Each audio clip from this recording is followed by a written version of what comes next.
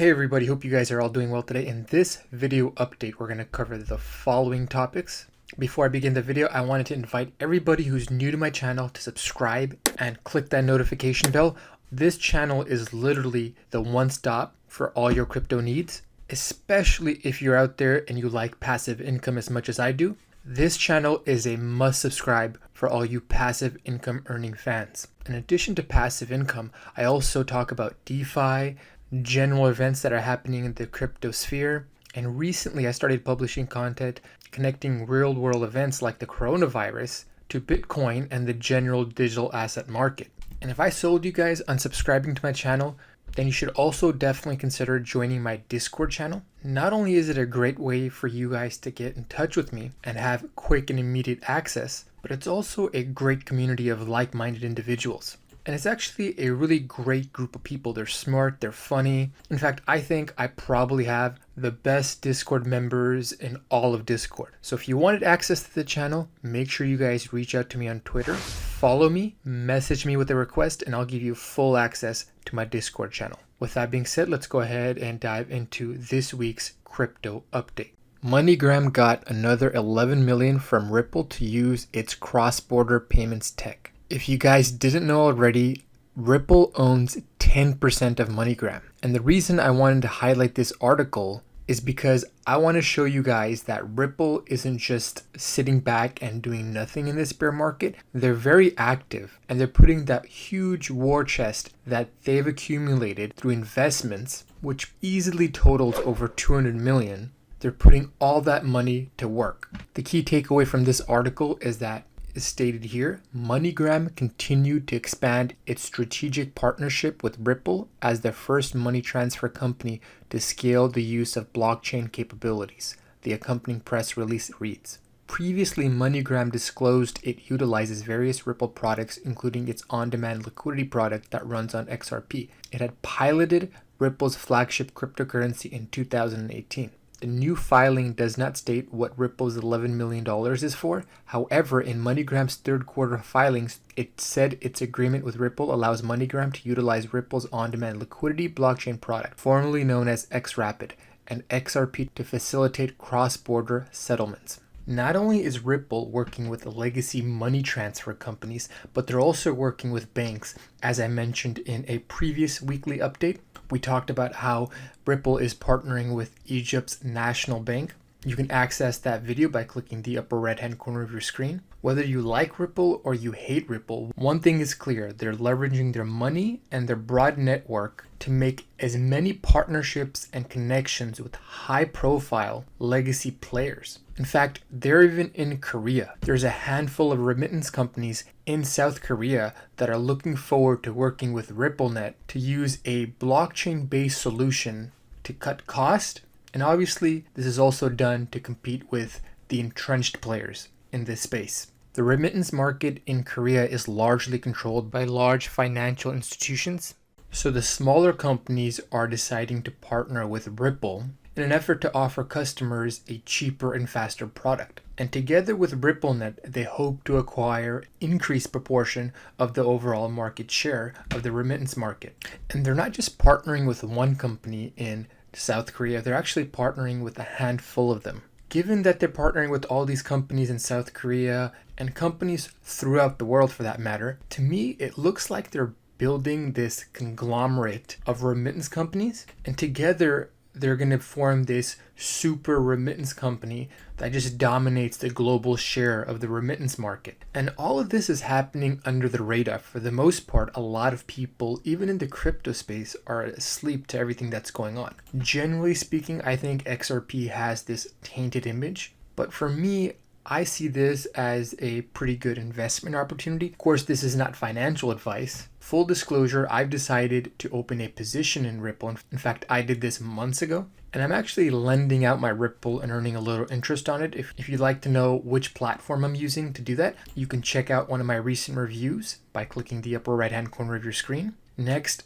over 190 million in Bitcoin liquidated on Bitmex amid crypto market sell-off. According to data analytics provider Skew, around 6.1 million buy and 190 million sell liquidation occurred, bringing it to a total of around 196 million worth of Bitcoin long and short positions. Especially with the recent ascent of Bitcoin, when we reached that 10,000 to 10,500 mark, I saw a heavy decrease in the overall volume because people didn't want to buy and people didn't want to sell. A lot of people were on the sideline basically watching the market. And this is the ideal time for market manipulators to get involved. We actually had two events that happened around the same time. On one hand, we saw on a centralized exchange, Bitmex, we saw an acute price disparity that basically resulted in heavy liquidation across their entire order books for longs and shorts. And in the DeFi world, somebody who was very knowledgeable about DeFi and the markets didn't exactly commit a hack by exploiting a bug, but was successfully able to game the DeFi system without exploiting a bug in a smart contract. Personally, I stay away from platforms like Bitmex. I do use DeFi, but primarily to lend, and I'm sort of experimenting with the entire DeFi space. If you're interested in DeFi, by the way, you guys can check out the detailed reviews I've done by clicking the upper right hand corner of your screen. And all the trading I do is limited to the Liquid exchange and Kraken, because both those exchanges allow you to leverage trade very easily on the go using their mobile application. If that's something that interests you, I've also published a video on that. You can check that video out by clicking the upper right hand corner of your screen. I provide a very detailed and simple review video showing you guys how to trade on the go using Liquid and Kraken's respective mobile application.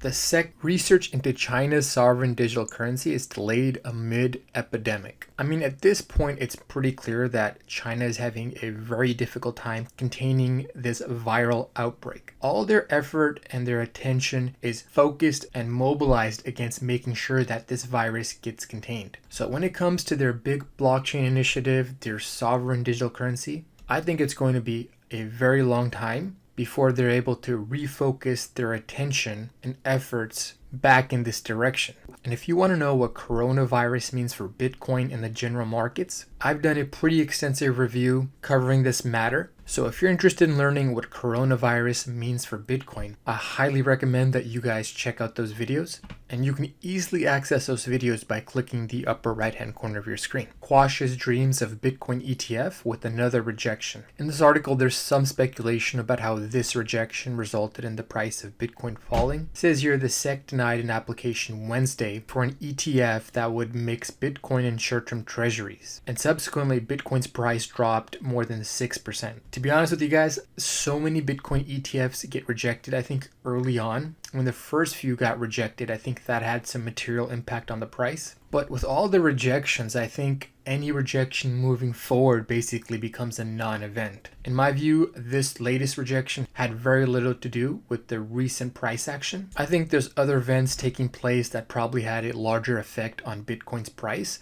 than this Bitcoin ETF's rejection. And I tend to agree with Commissioner Hester Pierce, who stated the following: to conclude that this commission is unwilling to approve the listing of any product that would provide access to the market for Bitcoin, and that no filing will meet the ever-shifting standards that this commission insists on applying to Bitcoin-related products and only to Bitcoin-related products. I mean, with every rejection, the subsequent submission for a Bitcoin ETF just gets better and better. The fact that they keep rejecting these proposals that again continue to get better and better, I think it clearly demonstrates their bias. I think at this point, it's also clear to the general market participants that these guys are basically not going to accept any Bitcoin related ETF at all. I mean, this Bitcoin ETF even included T-bill, and this was designed to cushion the crypto volatility. Hopefully things change as Kelly Loeffler, the ex-CEO of Bakkt, takes her Senate seat and gains more influence in the Senate. If you wanted more insights into Kelly Loeffler and what I'm talking about, I recommend you watch one of my previous weekly updates where I make the case that the ex-CEO of Bakkt, Kelly Loeffler, is hard at work trying to gain favor with GOP leaders and also the president himself. Lastly, we're going to go over the rate changes across all the platforms that I currently lend on. This obviously isn't comprehensive, but it's going to focus on the platforms that I actually use myself and that I've done full video reviews of, and I'll make sure to include links to the playlist in the description below. So if I go over the rates on a certain platform and you develop an interest in it, you guys can check out the full review by looking in the description box below. Let's start off with Bitrue. On this platform, all the rates used to be 7.3%, but that's when the platform was a little less known. After they started gaining some market share, like many of their competitors, they had to drop the rates because they had a huge supply deposited into their Power Piggy program. If you're unfamiliar with Bitrue, the Power Piggy on this platform basically allows you to deposit your crypto and earn a yield on it like you do with other platforms.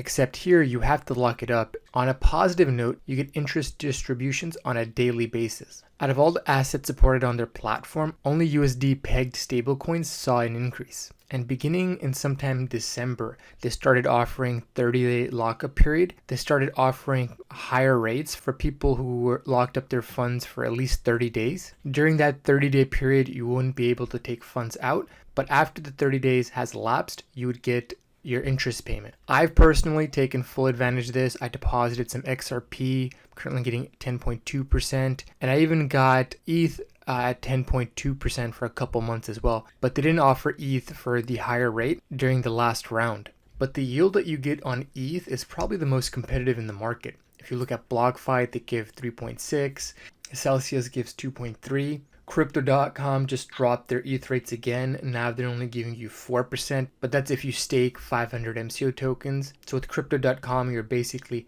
paying for the privilege to earn 4%. Otherwise, without staking, you would earn a much lower rate. For the most part, the rates have remained roughly the same. They lowered some of the rates like on XRP down to 5.3, BTC 5.3. Much like their competitors, they had to drop the rates of the large cap coins, which is likely due to the influx of deposits that they received. I've mentioned this a few times, but I sort of feel ambivalent about it because on one hand, of course, you don't want them to drop the rates. You'd always prefer getting the higher rate. However, it's a good sign that they're trying to adjust to market dynamics to make sure that their platform remains financially viable. The last point I want to make about Bitrue is that when it comes to ETH and XRP, they're probably the most competitive out of all the platforms. So that's where I keep all my XRP and ETH. Now coming to Celsius, they increased the rate on their stable coins. The rate on their Zcash has been pretty high over the last few weeks. In fact, out of all the tokens, it's been the consistently highest rate.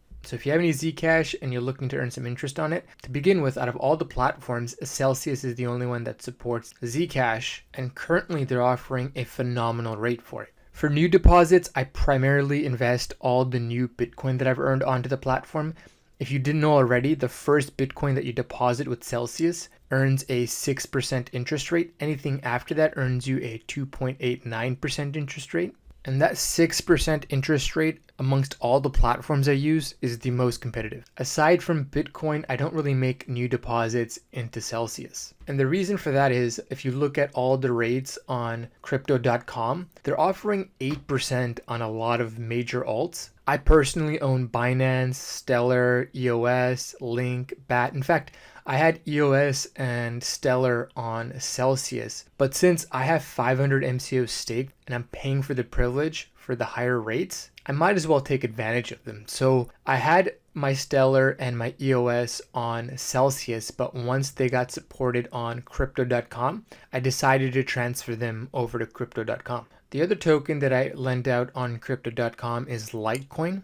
Blockfi offers 3.8%, Celsius offers 3.25%, and that rate on Celsius fluctuates. Sometimes it's higher than 4 to 5%, but most of the time it stays around 2 to 3%. In fact, I deposited my Litecoin onto Crypto.com when the rate for Litecoin was 8%, and despite cutting that rate by half, it's still the most competitive rate relative to its peers. And if you have 500 MCO tokens staked, hands down, Crypto.com offers the best rate on stablecoin. In fact, I have friends that are thinking about taking large sums of money out at a very low interest rate and lending them out on Crypto.com for a little bit of arbitrage. For Crow token, we're not going to get into it too much, but you can earn 18%. And in my previous crypto.com video, and if you haven't watched it already, I strongly recommend that you do. In that video, I talk about how you could potentially eat free for life. I'm not going to expand on that in this video. You can check out my previous video on crypto.com if you want to learn more about that. Lastly, we have Blockfi. Blockfi dropped their rates again. The nice thing about Blockfi is that they'll tell you a couple weeks in advance that they're dropping their rates. So if you're not happy with their new rates, you have ample time to withdraw your funds, because the updated rates that they release don't apply until the next month. But again, they dropped the rates on Bitcoin again. Not only that, but they also lowered the cap. Previously, you could earn, I believe it was 5.3% interest on the first 5 Bitcoin. Now it's 4.9% interest up to 3 Bitcoin. I was planning to deposit a lot of money onto Blockfi. And in fact, I took it a loan from my 401k because I thought the stock market seemed a little bit tippy-toppy. Plus, they were talking about the coronavirus, so I figured it was a good way to cash out. My original plan was to take out that loan and deposit my funds onto Blockfi, convert some of that to Bitcoin, Ethereum, and after we got a good pump, I would sell off some of my assets, keep the excess funds, and repay back my 401k loan. That strategy worked beautifully in 2018. I did the same thing back then. I took some of my money out of my 401k, plowed it into cryptos. We witnessed crypto go up a decent amount. I sold a portion of my cryptos for profit, paid my 401k loan back.